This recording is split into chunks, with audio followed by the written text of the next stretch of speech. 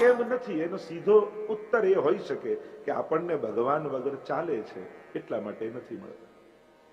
જે દિવસે આપણને એમ થશે કે હવે ભગવાન વગર નહીં રહેવાય, એ દિવસે ભગવાન પણ આપણા વગર નહીં રહી શકે. પરસ્પર નિરોધ છે.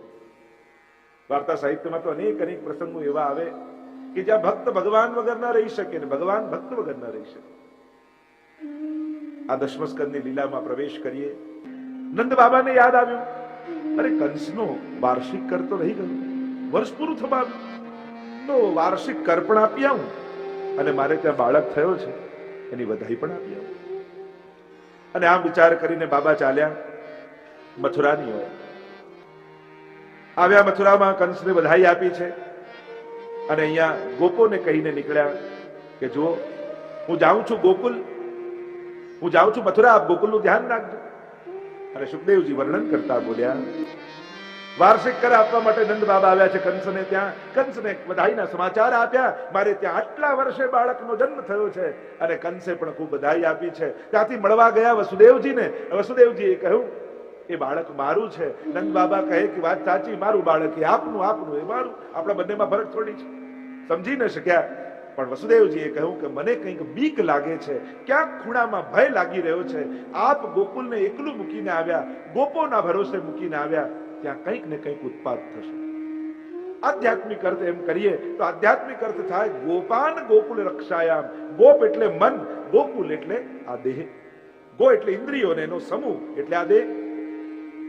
અને જ્યારે જ્યારે મનના ભરોસે આ શરીરને છોડીને જાઓ, જ્યારે જ્યારે મનના ભરોસે આ જીવન રાખો, તો એમાં કંઈક ને કંઈક ઉત્પાદ થાય.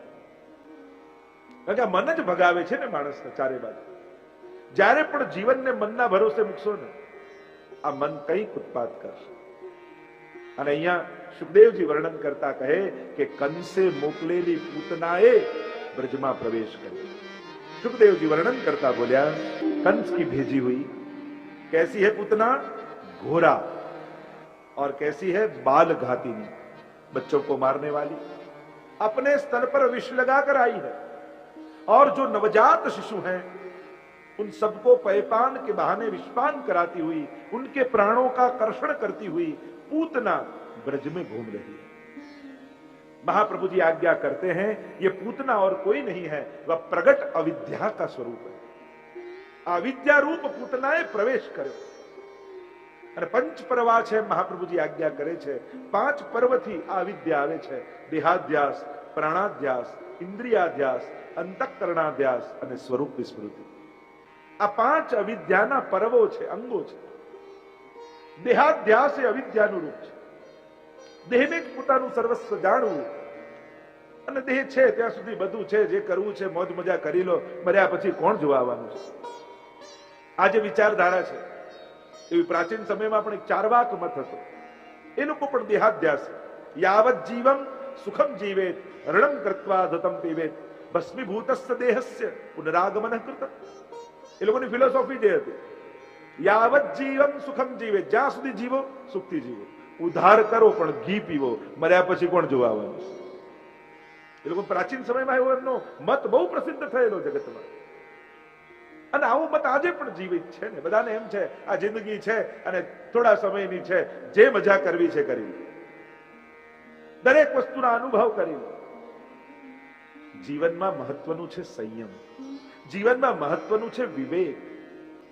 માણસ કોઈ શાસ્ત્ર શીખે ન શીખે, બે વસ્તુ આવડવી જોઈએ, ક્યાં એને હા પાડવી અને ક્યાં એને ના પાડવી। આ હા ને ના શીખી જાય ને, આનો વિવેક એને શીખી જાય ને, તો બધા શાસ્ત્રોનો સાર આવી જાય। બસ આ શીખવાનું।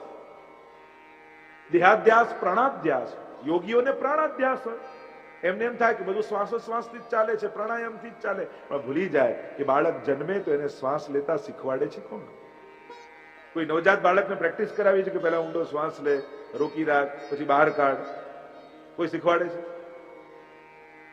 એ શ્વાસ લે છે કે શ્વાસ લેવાય છે? આપણે શ્વાસ લઈએ છે કે લેવાઈ રહી છે? આપણને કોઈ 10 પ્રાણાયામ કરવાનું કે તો થાકી જઈએ, પણ જન્મ્યા ત્યારથી શ્વાસ લઈએ છે, થાક લાગ્યો ક્યારે? એમ થાય કે આટલા વર્ષ થયા શ્વાસ લેતા, લાવને અડધો કલાક આરામ કરી લો, કાયમનો આરામ થઈ જાય કે નહીં? તો આ તો ચાલી રહ્યું છે। આપણે એમ કહીએ બધું ભગવાન કરે છે, પાંદડો નથી તો ભગવાન કરે એનો અર્થ શું થયું? ભગવાન કારમાં એન્જિનની જેમ છે. એન્જિનને કારણે કાર ચાલે છે, પણ સ્ટેરિંગ તો આપણા જ હાથમાં ભગવાન આપે છે. કર્મણ્યેવાધિકારસ્તે, કર્મમાં તું સ્વતંત્ર છું, પણ ફળમાં નહીં. આ બધી શક્તિ પરમાત્માની છે. જ્યારે આપણે એમ કહીએ કે બધું જ ભગવાન કરે, એટલે આ દરેક કાર્ય કરવાની શક્તિ પરમાત્મા, દેખાવાની જોવાની શક્તિ પરમાત્મા, પણ શું જોવું એ આપણને સ્વતંત્ર બનાવે. બોલવાની શક્તિ પરમાત્મા, પણ શું બોલવું એના માટે આપણે સ્વતંત્ર છે. સાંભળવાની શક્તિ પરમાત્મા, પણ શું સાંભળવું એ આપણે નક્કી કરવાનું. ચાલવાની શક્તિ પરમાત્મા, પણ ચાલીને ક્યાં જવું એમાં આપણે સ્વતંત્ર. અને પછી જે કરો એ પ્રમાણે ફળ મળે. એટલે આ સર્વની શક્તિ રૂપ એમ આ શ્વાસ પણ પરમાત્મા ચલાવે છે. પ્રાણાધ્યાસ, ઇન્દ્રિયાધ્યાસ, અંતઃકરણાધ્યાસ, મન બુદ્ધિ ચિત્ત અહંકાર, આ ચાર વસ્તુને અંતઃકરણ ચતુષ્ટય કહેવાય. અને આ અંતઃકરણ એનો પણ અધ્યાસ અને સ્વરૂપ વિસ્મૃતિ, પોતાના સ્વરૂપનું અજ્ઞાન, આ પાંચ પર્વ અવિદ્યાના છે. અને એટલા માટે જ આપણા બ્રહ્મ સંબંધ સમયે આપણે કહીએ છીએ, બ્રહ્મ સંબંધ કરણાત સર્વેશામ દેહ જીવયોઃ સર્વદોષ નિવૃત્તિ. બ્રહ્મ સંબંધ લેવાથી દેહ અને જીવના સર્વ દોષોની નિવૃત્તિ થાય. તો દેહના પાંચ દોષો સિદ્ધાંત રહસ્યમાં બતાવ્યા. સહજાદેશ કાલોત્થા, લોકવેદ નિરૂપિતા, સંયોગજા સ્પર્શજાશ્ચ ન મંતવ્યા કથંચન. આ દેહના પાંચ દોષ. અને જીવના પાંચ દોષ કયા એ અહીંયા ભાગવતજીના સુબોધનીમાં મહાપ્રભુજી સમજાવે.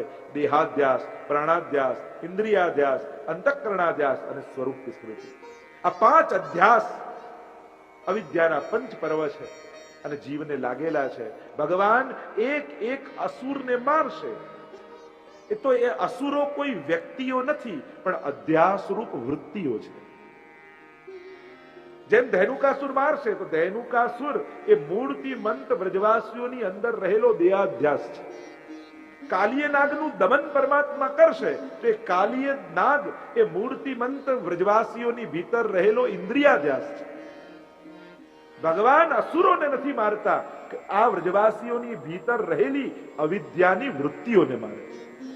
અને આપણે પણ જ્યારે પણ કથા સાંભળીએ અને જ્યારે એમ સાંભળીએ કે ભગવાને ધૈનુકાસુરનો વધ કર્યો, ત્યારે મનમાં ભાવ રાખો કે આજે કથામાં ભગવાને મારો દેહાધ્યાસ મારી નાખ્યો.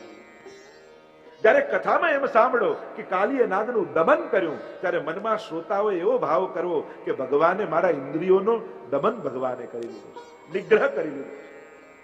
આમ એક એક અસુરો આ એક એક અધ્યાસો છે. અને જ્યારે વ્રજભક્તોની અંદર આ બધા જ અવિદ્યાના અધ્યાસો જશે, ત્યારે એમને રાસનો અધિકાર મળશે. રામ પૂતનાએ પ્રવેશ કર્યો, બાળકોના પ્રાણ લેતી લેતી પૂતના આવી બ્રજમાં અને વિશાળ મકાન નંદાલયનું જોયું. પૂતનાએ સંકલ્પ કરેલો છે, ક્યાં કંસના શત્રુને ગોતવા જાઉં, જે નવજાત બાળકો હોય બધાને મારી નાખ. અને નંદાલયને જોઈ નંદાલયમાં પ્રવેશ કરી. સુંદરીનું રૂપ લઈને આવી. અવિદ્યાનું એ જ છે ને, એ દેખાય સુંદર પણ એનો પરિણામ બહુ કદરૂપું હોય. આ દરેક ભોગો લાગે આકર્ષક પણ એના પરિણામ દુષ્કર હોય છે. અવિદ્યા પ્રવેશ કરે છે, સુંદરીનું રૂપ લઈને પૂતના પ્રવેશ કરે નંદાલયમાં, અને નંદાલયના ચોકમાં ગોદમાં શ્રી યશોદાજીની લાલન બિરાજેલા છે, પોડવાની તૈયારીમાં છે. પણ એટલામાં પૂતનાએ પ્રવેશ કર્યો અને યશોદાજીની દ્રષ્ટિ પડી, અને જ્યાં પૂતનાને આવતી જોઈ ઠાકોરજીએ પોતાના નેત્રો બંધ કરી લીધા.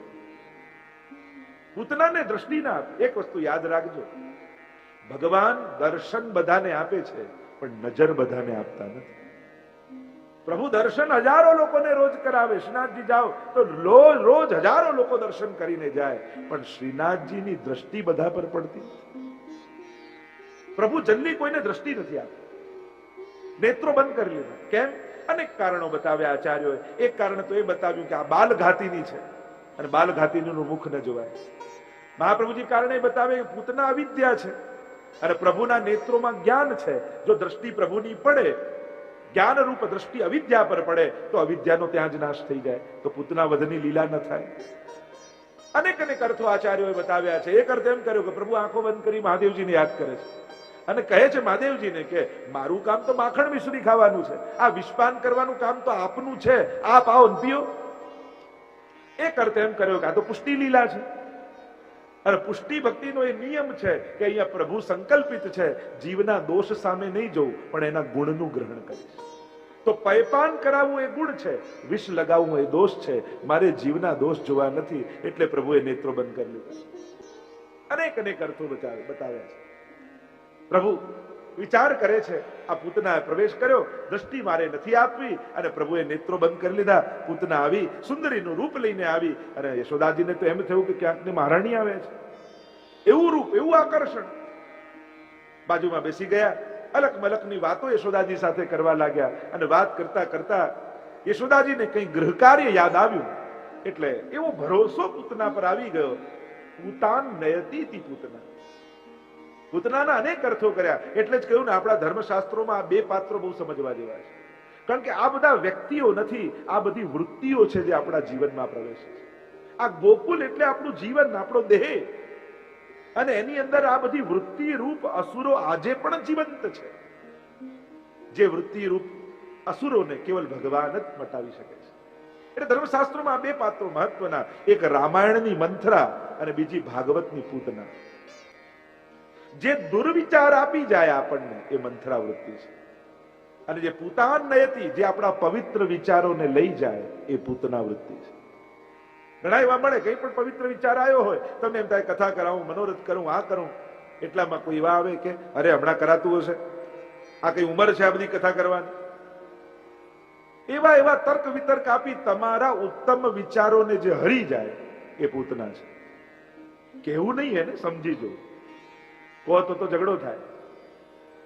બીજી મંથરા વૃત્તિ, બધું જ ઘરમાં સારું ચાલતું હોય ને કોઈ એક વ્યક્તિ એ મંથરાની જેમ કોઈ દુર્વિચાર મૂકી જાય અને સ્વજનો છૂટા પાડી દે, આ મંથરા વૃત્તિ છે. આ બંને વૃત્તિથી વૈષ્ણવે સાવધાન રહે. પૂતના બેઠી છે બાજુમાં યશોદાજીના, અને યશોદાજીને ગૃહ કાર્ય યાદ આવ્યું. એવો ભરોસો આવી ગયો, લાલનને લીધા અને પૂતનાની ગોદમાં મૂક્યા અને કહ્યું, થોડી વાર સાચું ને મારા લાલનને, હમણાં હું ગૃહ કાર્ય કરીને પાછી આવું છું. અને પૂતનાને તો જે અવસર જોઈતો હતો મળી ગયો. ચારે બાજુ દ્રષ્ટિ કરી, કોઈ જોતું નથી, એકાંત મળ્યું. અને આ બાળક ગોદમાં અને પોતાના સ્તનનું પાન કરાવવા લાગી. પાન કરાવવા લાગી. પરમાત્મા સમજી ગયા, આનો તો મારે ઉદ્ધાર કરવાનો છે. કારણ કે પૂર્વ જન્મની એની કથા કહેવામાં આવે છે કે આ તો બલિરાજાની બહેન છે.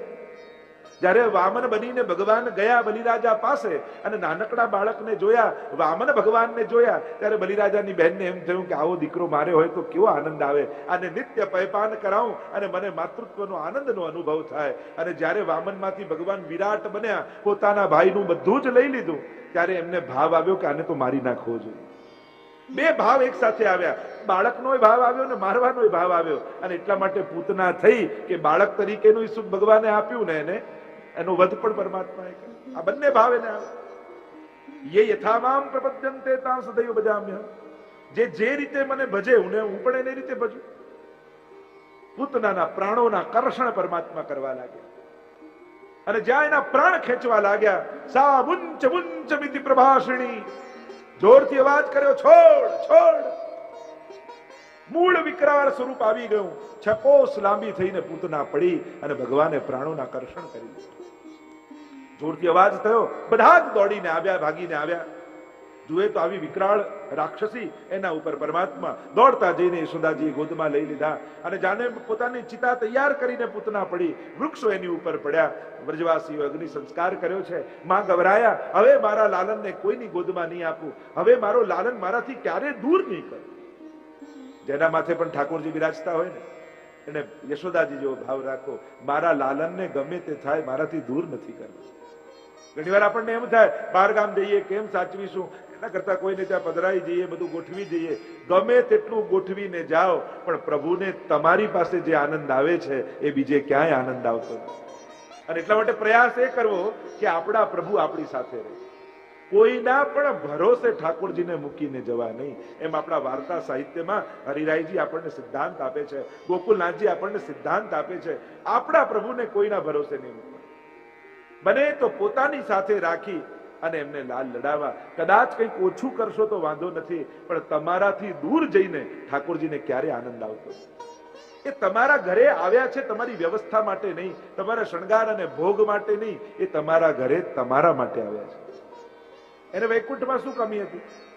વૈકુંઠ જેવો ભોગ ધરી શકવાના છે, એવા શણગાર આપી શકવાના છે, એવું સિંહાસન બનાવી શકવાના છે. કેમ વૈકુંઠ છોડીને તમારા ઘરે આવ્યા? કારણ વૈકુંઠમાં તમે નહોતા અને તમારા હાથની એમને સેવા લેવી હતી, એટલે વૈકુંઠ છોડીને તમારા ઘરે આવી. અને એટલા માટે પ્રભુને ક્યારે કોઈના ભરોસે રાખવા. યશોદાજીએ નિર્ધાર કર્યો, હવે મારા લાલનને કોઈને નહીં સોંપું, મારી નિકટ રાખીશ. અને અહીંયા પૂતનાનો અગ્નિ સંસ્કાર કર્યો. કહેવાય છે કે પૂતના બળી તો ખરા, પણ ચંદનની સુગંધ એના શરીરમાંથી નીકળી અને આખા વ્રજમાં વ્યાપી. પૂતના કવચનો પાઠ કરી અને ગાયનું પુચ્છ પરમાત્મા ઉપર ફેરવી રહ્યા છે. ક્યાંક મારા લાલનને કોઈની નજર લાગી ગઈ હોય તો દૂર થઈ જાય. પૂતના વધની લીલાનું વર્ણન કર્યું છે. આગળ એકવાર યશોદાજી દોડતા દોડતા આવ્યા નંદ બાબા પાસે. કહેવા લાગે, બાબા મોટો ઉત્સવ કરો, બધાને બોલાવો, બધાને પ્રસાદ લેવડાવો, મંગલ વાદ્યો વગાડો. પણ થયું શું છે? એ તો કે પેલા શેનો ઉત્સવ કરવાનો છે? અરે બહુ આનંદની વાત છે, આપ સાંભળશો તો ખુશ થઈ જશો. પણ છે શું? ત્યારે યશોદાજીએ કહ્યું કે આપણા લાલાને પડખું ફેરવી.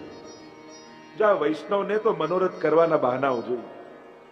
આ જન્મદિવસ છે, બધાને બોલાવો, સત્સંગ કરાવો, પાઠ કરાવો, કીર્તન કરાવો. જેનું મન સદાય મનોરથથી ભરેલું રહેતું હોય એ જ વૈષ્ણવ છે. કારણ પ્રભુ સંબંધી વિચાર નહીં કરો તો સંસાર સંબંધી વિચાર આવશે. સીધી સાદી વાત એક વાક્યમાં સમજાય એટલું તમને કહું, સારું નહીં વિચારો તો ખોટો વિચાર આવવાનો જ છે. મનને વિષયો તમે નહીં આપો તો એ પોતે જઈને ગોતાઈ લેશે, એ પોતે ગોતી લેશે. અને મનનો સ્વભાવ પાણી જેવો છે. પાણી જ્યાં પણ પડે ને, જ્યાં ઢાળ હોય ત્યાં વહેવા લાગે. આ મન પણ એવું છે, જ્યાં ઢાળ હોય ને ત્યાં મન જવા લાગે. એને સહજ પાપ ગમે છે. મનની વિચિત્રતા જ એ છે ને, પુણ્ય કરવામાં એને કંટાળો આવે ને પાપ કરવામાં મજા આવે છે. હવે એ મનને ભગવાનમાં લગાવવું કઈ? અને એટલા માટે પ્રભુના વિચારોમાં રહેવું. જેના ઘરે ઠાકોરજી બિરાજતા હોય ને, એને આજે આ ઉત્સવ છે, સવારે જાગવું પડશે, આ સામગ્રી કરવાની છે, આ જ કરવાનું છે, આ શૃંગાર ધરવાના છે, આવા વસ્ત્રોનો આજે ક્રમ છે. એ સતત પ્રભુના ચિંતનમાં અને સંસારની ચિંતા કરતા ભગવાનની ચિંતા કરવી સારી. અને પ્રભુ સંબંધી ચિંતન નહીં કરો તો આ સંસારની ચિંતાઓમાં ઘેરાઈ જશો અને આખું જીવન એમાં જ ખતમ થઈ જશે. અને એટલા માટે પ્રભુ સંબંધી ચિંતન રાખ. પ્રભુ ઈચ્છે છે કે તું મારી ચિંતા કર. એ તમે ભગવાનને ભૂલી જાઓ, એની ચિંતા મૂકી દો, એ પ્રભુને ગમતું નથી. આપણે ત્યાં તો વાર્તા સાહિત્યમાં પ્રસંગ આવે ને, પેલા માજીએ એક સાથે 20 દિવસની સામગ્રી બનાવી દીધી અને એને થયું કે હવે શાંતિ, રોજ બબે નંગ ધરીશ એટલે આટલા દિવસ હવે સામગ્રી નહીં કરવાની. ઠાકોરજી ડબ્બો ખોલી એક જ દિવસમાં રોગી ગયો.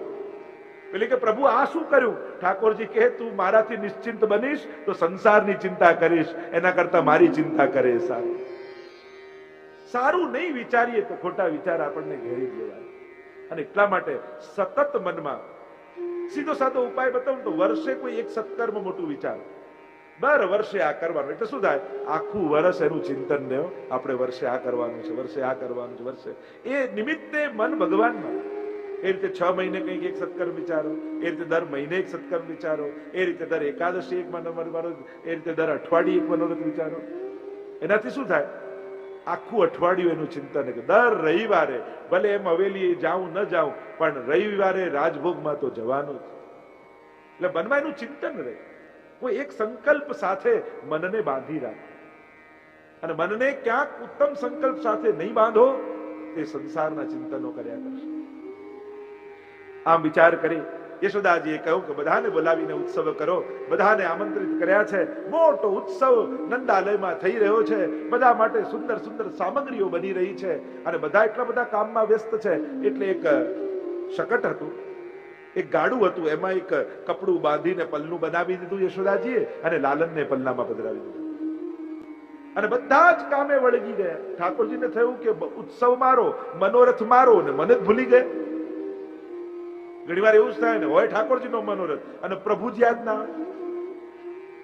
અને એટલે હું તો ઘણી વાર કહું વૈષ્ણવોને કે જ્યારે પણ કોઈને ત્યાં પણ અલૌકિક નિમિત્તે, કોઈના મનોરથમાં, કોઈની કથામાં કોઈને ત્યાં સત્સંગમાં જવાનું થાય ત્યારે બને તો અલૌકિક નિમિત્તે ક્યાંક ગયા હો તો ત્યાં લૌકિક વ્યવહારની આશા ક્યારેય નહીં રાખે. લો આમને ત્યાં ગયા ને અમને તો ખુરશીએ ના આપી, લો આમને ત્યાં સત્સંગમાં ગયા અમને તો ચાનું ના પૂછ્યું, તો ચા પીવા ગયા હતા કે સત્સંગ કરવા ગયા હતા? એટલે બિચારા જેણે પાઠ રખાવ્યા હોય એ તો આવો બેન ને આવો ભાઈમાંથી બહાર ના આવે, એ પોતે તો એક પાઠ કરી જ ન શકે.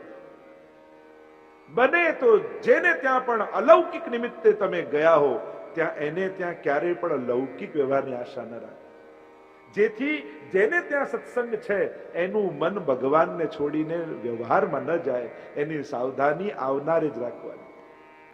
તમે જો વ્યવહારનો આગ્રહ રાખશો તો પેલા વ્યક્તિને ભગવાન છોડીને તમને સાચવવા પડશે. એટલી મેચ્યોરિટી સમાજમાં હોવી જોઈએ કે જ્યારે પણ અલૌકિક નિમિત્તે જઈએ ત્યારે કોઈ લૌકિક વ્યવહારની આશા ન રાખે. અહીંયા પ્રભુને જ ભૂલી ગયા અને પ્રભુ કે મારો મનોરથ મારું જ વિસ્મરણ.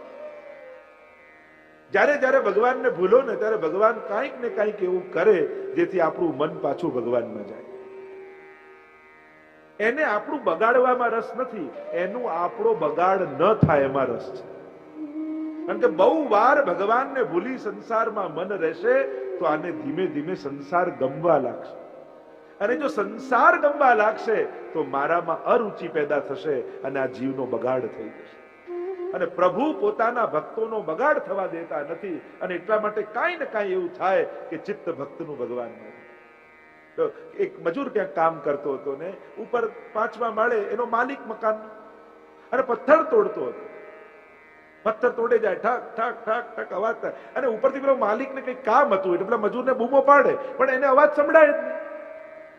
પેલા તું આને બોલાવવું કઈ રીતે, આનું ધ્યાન મારી તરફ કેમ આવે, એટલે પેલો બૂમો પાડે પણ અવાજમાં સંભળાય નહીં, એટલે યુક્તિ કરી એને 100ની નોટ કાઢી અને ઉપરથી નીચે નાખી. બાજુમાં પડી 100ની નોટ. કામ કરતા કરતા મજૂરે જોયું હતું કે 100ની નોટ મૂકી, 100ની નોટ ખિસ્સામાં મૂકીને પાછો ઠોકવા લાગ્યો. પેલો બૂમો પાડે પણ ઠોકવા લાગ્યો એટલે અવાજ જ ન સંભળાય. 500ની નોટ કાઢી પાછી નાખી, પાછી ખિસ્સામાં મૂકીને પાછો કામે લાગી ગયો.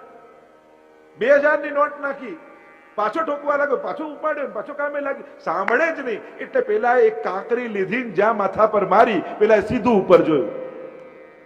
એમ ભગવાન ઘણીવાર ગાડી નાખે, ઢીંગલી નાખે, ઘર નાખે, પણ આ જીવ જુએ જ નહીં. એટલે કાંઈક સંકટ રૂપ કાંકરી નાખે એટલે જીવ હે હરી કરીને દોડતો ભાગે.